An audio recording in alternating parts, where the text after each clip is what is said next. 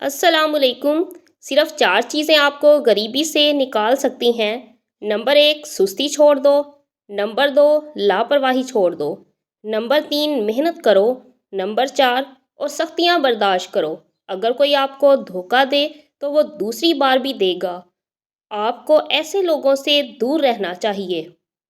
بحث کے دوران پرسکون رہیں، کیونکہ لہجے کی سختی غلطی کو عیب اور سچائی کو بد اخلاقی بنا دیتی ہے۔